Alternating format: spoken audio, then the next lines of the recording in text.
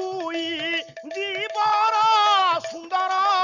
ହୋତା ଭାବିଛି ବୋଧେ ଭାଇନା ଶିଖିନି ନେଲେ ହରି ହରି ହରିଣୀ ହୋତା ଭାବିଛି ବୋଧେ ଭାଇନା ଶିଖିନି ଯେତିକି ଲୋକ ଥାନ୍ତୁ ସନା ଦାସ ଠକିବନି ମୁଁ ଏବେ ମଉସା କହିଦେଇ ଯାଉଛି କାଲି ଯୋଉ ପ୍ରସଙ୍ଗ ପକେଇବି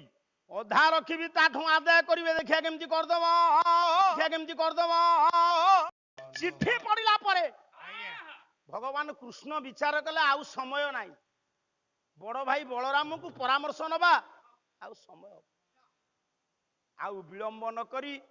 ନନ୍ଦିଘୋଷ ରଥକୁ ଯେତେବେଳେ ଆଣିକି ଚାଲନ୍ତି ବଳ ଭାଇ ବଳରାମ ବିଚାର କରେ କାହ୍ନା କୁଆଡେ ଗଲା ମତେ ତ ନ କହିଲେ କୁଆଡେ ଯାଏ ହେ ପୁଅ ଠିକ ସେଇ ସମୟରେ ଜାଣିଗଲେ ପୁରୋହିତ ପ୍ରଭୁ ଆସିଲେଣି ଆଉ ବିଳମ୍ବ କରିବା ନା ସେଇ ସମୟରେ କଣ କଲେ ଗୋଟିଏ ପଦ ଯଦୁମଣି ମହାପାତ୍ର ବହି ପ୍ରବନ୍ଧ ମୁଁ କାହିଁ ସବୁ ପଦ ବୋଲିବି ସେ କଣ ସବୁ ପଦ ବୋଲିଛି କହିଲା ଏ ପୁରୋଧାନନ୍ଦନା ସାରି ବନ୍ଦାପନା ପୁର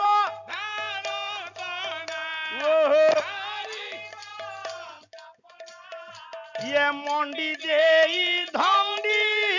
ପ୍ରସାଦ ଆଏ ମଣ୍ଡି ଦେଇ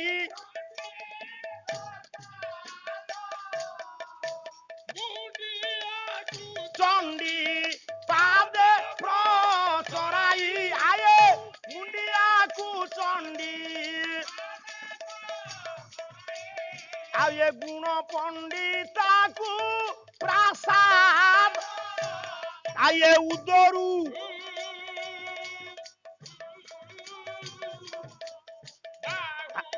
ବିଜୟ କରାନ୍ତେ ଆଉ ଏ ଉଦରୁ ସେ ବାହୁଡ଼ା ବିଜୟ ଆଉ ଏ ନନ୍ଦୀ ଘୋଷ କୁଇ ଜୀବର ସୁନ୍ଦର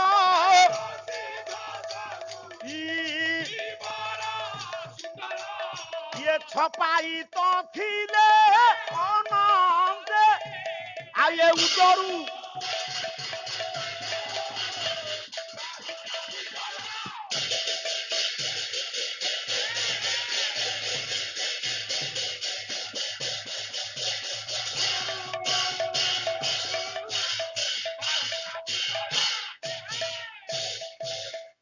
ଗୋଟେ ନୂତନ ତଥ୍ୟ ଦେବା ସେ ପୁଅ କୁଆଡେ ଗଲା ପୁରା କମେଇ ଦେଇ ପଳେଇଲା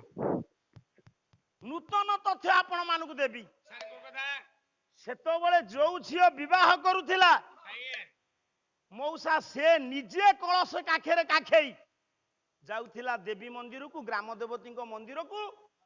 ମାଙ୍କର ଗାଧୁଆ ପାଣି ଆଣି ନିଜେ ବାଡୁଅ ପାଣି ଗାଧଉ ଏବେ କିନ୍ତୁ ସେ ଝିଅ ଯାଉନି ଯୋଉ ଝିଅ ବାହା ହବ ସେ ଦିଅ ମଙ୍ଗୁଳିଆକୁ ଗଲାବେଳେ କଳସ କାଖେଇ ଯାଉଛି କାହିଁକି ଯାଉନି ଏଇ ବିଷୟରୁ ଆପଣ ପାଇବେ ଏଇ ବିଷୟରୁ ପାଇବେ ସେତେବେଳେ ଯାଉଥିଲେ ନିଜେ କନ୍ୟା ପୁରୋଧାନନ୍ଦନା ସଖୀ ମାନେ ସମସ୍ତେ ସାଙ୍ଗ ହେଇ 7 ଜଣ ବିବାହିତା ଋତୁସ୍ନାତା ହେଇନଥିବେ ସେତେବେଳେ ପଣ୍ଡିତ ଝିଅ ମାନେ ଅନୁଢା ଅପ୍ରୌଢ ବାହା ହଉଥିଲା ନା ମୋର ମନେ ଅଛି ମୋ ଜେଜେମା 6 ଟଙ୍କାକୁ କିଣା ହେଇ ଆସିଥିଲା 6 ବର୍ଷରେ 7 ବର୍ଷରେ ଝିଅ ମାନେ ବିବାହ କରୁଥିଲେ ଋତୁ ଦର୍ଶନ କରିବା ପୂର୍ବରୁ ତାପରେ ଘର ଯୋଗ୍ୟା ହେଲେ ଯାଉଥିଲେ ସେ ଝିଅ ଆଉ କାହାକୁ ଭଲ ପାଇ ପଳେଇବ ସେ ପୁରା ବାହା ହେଇଛି ଜଣକୁ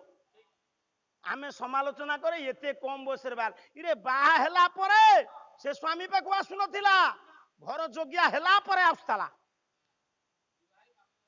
ବାପ ଘର ରହୁଥିଲା ଯୋଉ ଅଷ୍ଟମଙ୍ଗଳା କଳସ ଭାଙ୍ଗନ୍ତି ନାହିଁ ସେ ଯାଇକି ରହିବ ବାପ ଘର ଯୋଗ୍ୟା ହେଲା ପରେ ପୁଣି ପୁଆଣ ହେଇକି ଆସ ତୁ ବିଲୁକୁଲୁ ବେଦିରେ ବସିନୁ ଚୁପ ହେଇବ ତୁ ଗୋଟେ ଏମିତି ଅଶାନ୍ତ ଗ୍ରହ ତୁ ବେଦିରେ ବସି ବାହା ହେଇନୁ तो 3टा जाक पुओ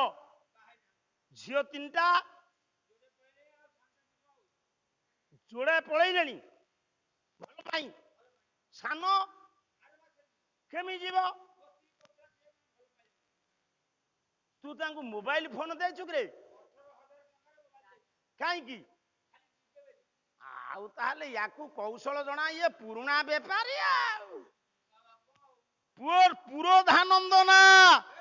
ସାରି ବନ୍ଦାପନା ମା ଦୁର୍ଗାଙ୍କ ମନ୍ଦିରରେ କି କାଳୀଙ୍କ ମନ୍ଦିରରେ କି ମଙ୍ଗଳାଙ୍କ ମନ୍ଦିରରେ ଚଣ୍ଡୀ ମନ୍ଦିରରେ ସେ ତାଙ୍କର ଚଣ୍ଡୀ ମନ୍ଦିରରେ ପୂଜା ସାରି ମଉସା ଆସିଲା ବେଳେ ମୁଣ୍ଡିଆକୁ ଚଣ୍ଡୀ ପାଦେ ପ୍ରସରଇ ସେ ଚଣ୍ଡୀ ଲେଖା ହେଇଛି ସେ ଯେଇ ଚଣ୍ଡୀ ସେଇ କାଳି ସବୁ ମୁଣ୍ଡିଆ ମରେଇଲେ ମାଙ୍କର ବିଧୌତ ପାଣି ଆଣିଲେ ପୁଅ ମୁଣ୍ଡିଆକୁ ଚଣ୍ଡୀ ପଦେ ପ୍ରସରଇ ଗୁଣ ପଣ୍ଡିତକୁ ବିଶାଳ ଉଦରୁ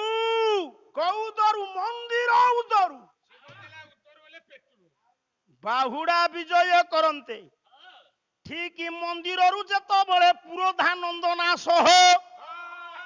ଭୀଷ୍ମକ ରାଜ ଦୁଲଣୀ ରୁକ୍ମିଣୀ ସଖୀମାନଙ୍କ ମେଳରେ ବାହାରୁଛନ୍ତି ନନ୍ଦୀ ଘୋଷକୁ ଇନ୍ଦିବର ସୁନ୍ଦର ନନ୍ଦୀ ଘୋଷ ରଥକୁ ଇନ୍ଦିବର କେମିତି ପଦ ଲେଖିଛନ୍ତି ଯଦୁମଣି ନନ୍ଦୀ ଘୋଷକୁ ଇନ୍ଦିବର ସୁନ୍ଦର ଛପାଇଥିଲେ ତ ଅନନ୍ତ ଆକାଶରେ ନନ୍ଦୀ ଘୋଷ ରଥକୁ ଲୁଚେଇକି ରଖ କଣ କଲେ ହୋତା ଭାବିଛି ବୋଧେ ଭାଇନା ଶିଖିନି ଇଏ ଦ୍ୱିତୀୟ ଥାକ ଲୋକ କମ ଆବଶ୍ୟକ ପଦ ଦେଇ ମୁଁ ଯାଉଛି ବ୍ୟାଜ ନୁହେଁ ଗିର ତ୍ୟାଗ କରି ନ ପାର ଆକୁ ବୋଲିଲି ନାହିଁ ଆହ୍ଲାଦ ଚନ୍ଦ୍ରରେ ଆକୁ ବୋଲିଲି ନାହିଁ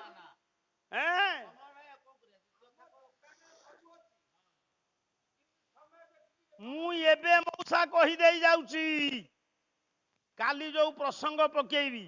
ଅଧା ରଖିବି ତାଠୁ ଆଦାୟ କରିବେ ଦେଖିବା କେମିତି କରିଦବ ମତେ ଯେତିକି ଜଣା ମୁଁ କହୁନି ମୁଁ ବିରାଟ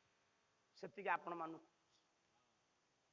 କହିଲା ଇଏ ଧପଟେ ଲମ୍ପଟେ ଏ ପୁଅର ତରତରକିରି ବୋଲିବାନେ ଗୋଟେ ସ୍ୱର ଭିଡ଼ିକିରି ପକେଇବା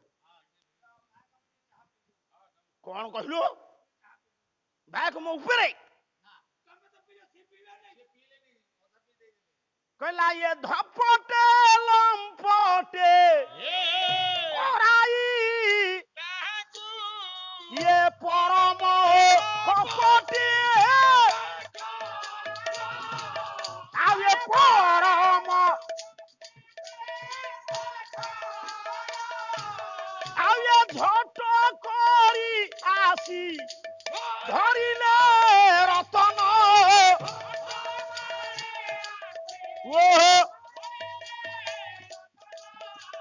କଟକ ଶୋଭନି ରତ ଇଏରେ ନିଶଙ୍କେ ଇଏ ଧୀରେ ଧୀରେ ନେଇ କଲେ ଅଙ୍କେ ବିହା ଆଏ ନିଶଙ୍କେ ଗୋଟିଏ